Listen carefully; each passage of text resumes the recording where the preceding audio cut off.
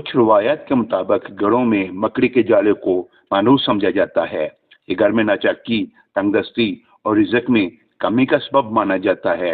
और आज की वीडियो का मौजू भी यही है।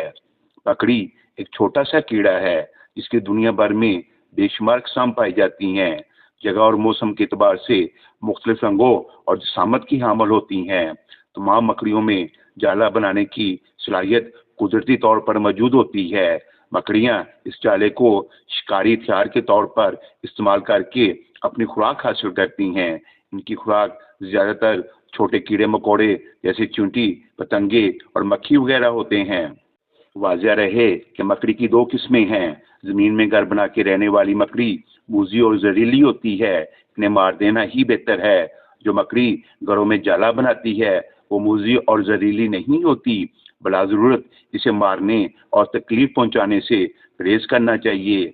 आम तौर पर हमारे घरों में ये मकड़ियाँ दीवारों और कोनों में अपना जाला बनाकर इसमें रहती हैं। घर में मकड़ी के जाले बन गए हों तो इन्हें ज़रूर साफ़ करना चाहिए। जाले साफ़ करना ना सिर्फ एक अच्छा अमल है बल्कि इसकी मानूसियत की वजह से घर में होने वाली नादारी, गुर्बत और परेशानी से बचा जा सकता है। हज़रत अली करमल्लाहु वजहहू ने फरमाया कि घरों से मकड़ी के जाले साफ़ करें क्योंकि इन्हें छोड़ना तंगदस्ती का बाइस होता है।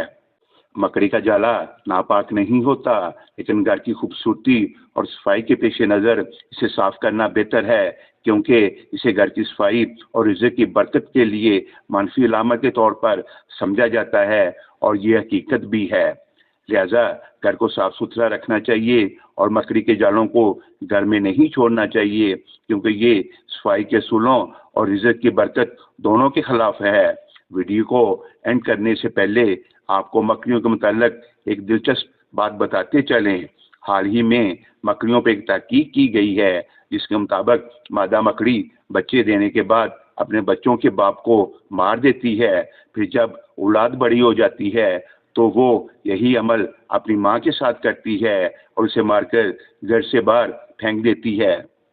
अगर आपको ये वीडियो पसंद आए तो चैनल को सब्सक्राइब कर दें, कमेंट्स में अपनी राय ज़रूर दें। आपकी सोच हमारे लिए कीमती है और इस पैगाम को दूसरों तक पहुँचाए। दुआ है अल्लाह ताला आपका हामी व नासिर हो। आमीन।